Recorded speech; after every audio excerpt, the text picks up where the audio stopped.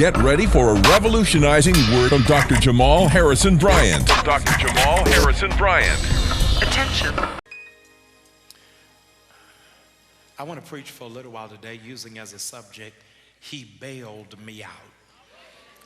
He bailed me out. Look at the person beside you and tell them, I've got a few occasions that I can talk about right now that I know without a doubt it was God that bailed me out. If that's your testimony, would you celebrate right now? Come on, you can do better than that. He bailed me out. It took 40 years for the children of Israel to come out of the wilderness and get to the promised land. It took Jesus 40 days to come out of the wilderness from praying and fasting, only to be tempted. Ironically, ladies and gentlemen, we're facing almost 40 days before the election. And looking at close to 40 days before the election, it feels as if America is in a wilderness experience. We have so many promises in front of us, but right now it feels as if they're far away from us. America is nearing an economic calamity and a disaster that will be tantamount to the Great Depression of 1929. We have to, in fact, change from being the land of the free and the home of the brave to the land of foreclosures and the home of debt. The government is leaning towards bailing out Wall Street to the tune of $700 billion. This $700 billion is not going to arrive out of osmosis, but the $700 billion is going to be squarely taken away from hardworking taxpayers like you and I. That's equating to, in doing the math, every person in America paying $7,000 a person to bail out an economy and a stock that you don't have investment in, making us a stone's throw away from being a part of socialism. If Congress wants to bail entities out, then they should not start with insurance agencies. They ought to start with individuals, because there are hardworking people in America who are having to rob Peter to pay Paul to pay back Bartholomew. People who worked and labored their entire lives are getting ready to have their homes snatched away from them. Something is absolutely not just rotten in Denmark. Something is wrong in America. That the first line item in dealing with the bailout is making sure that the CEOs of the corporations are paid first, while the workers are in fact handled last. Maybe, my dear friends, $700 billion is too much to wrap your mind around. And so let's look at just one slice of the economy that will, in fact, affect all of us. If $700 billion will bail out the entire Wall Street industry, and that's too much to fathom, let's look at just AIG insurance. AIG insurance has already been promised $85 billion in bailout.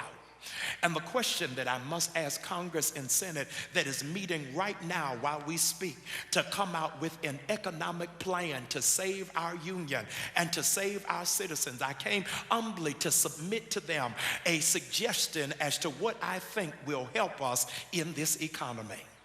Since America for the last 6 years have been claiming debt and have been claiming that we've been living behind the 8 ball, first of all, I need to know, where did you find $85 billion? And if you found $85 billion, please don't give it to companies, give it to families. because it is that I know that you have been wrestling Congress and Senate for the last 48 hours. I did the math for you to help you understand how it is that you can appropriate the finances of $85 billion. If in fact we look at a line item issue of $85 billion, there are 300 million Americans. Of the 300 million Americans, there are 200 million who are over 18 years of age. If you divide for the 200 million Americans who are over 18, which makes them qualified to be tax-paying citizens, every American today ought to be cut a check for $425,000 a person. If you look at $425,000 a person, because we're all over 18, that income is taxable.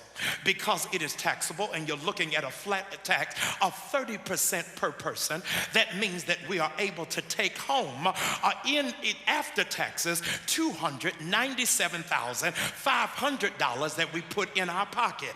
That's $25 billion that will go back into the U.S. economy after taxes, because we'd have to pay on the $425,000, $125,000 will be paid back to Uncle Sam, leaving every individual $297,500 in your pocket per person. Now, if that is a family, a husband and a wife, they then will receive a check for $595,000 per person. The question, Mr. Senator, that you're asking is, what would we do with the money? I'm glad you asked. The first thing we would do is we would pay off our mortgage. If we pay off our mortgage, that immediately will end the housing crisis. We'll get everybody out of an apartment and everybody is a homeowner. What is the second thing we would do? The second thing we would do is repay college loans. If we repay college loans, that will erase the debt of Fannie Mae, and it will save the historically black colleges and universities. The third thing that we would do is make a deposit into our bank account, making it possible so that Bank of America, Wachovia, and Merrill Lynch will not go under, and they will not need any subsidized assistance. It will also create a stream of income for entrepreneurs who have an idea but have not had the financial assistance to make it possible. The next thing we would do, because you know we still Negroes, we will go buy a car. And if we go buy a car, that would save the U.S. auto industry so that Ford and General Motors will not have to be sold to the Japanese, but that we can keep the jobs at home. The next thing we would do is pay medical insurance so that our mothers and fathers might be able to live a long and a healthy life, and they won't have to choose between food and prescriptions because they have adequate health care. The next thing we'd do, because we black, we would immediately deduct child support so that every father that owes, before he gets his check, the child support will be taken out so that every child will have a chance. Now, if that don't make you shout, the first thing we gonna do is tithe, is to give the 10% back into the house of God to say, Lord, thank you, because if it had not been for the Lord that was on my side, where would I be? So, Mr. Bush, if you're looking at this, keep your $1,000 stimulus check. Give me my $425, because that's the least you can do for 300 years of slavery, injustice, and oppression. If you can't give me reparation, give me my check. There's got to be something where we've got to ask those who work for us, when will you speak for us and stand for us?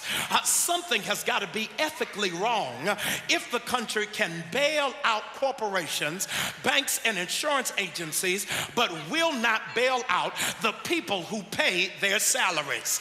We cannot expect George Bush to do it because he's a lame duck president who put us in this debt in the first place. place by going to an illegal war in Iraq. We cannot expect John McCain to do it because he don't care if you lose your house when he got 12 of them he ain't even been to.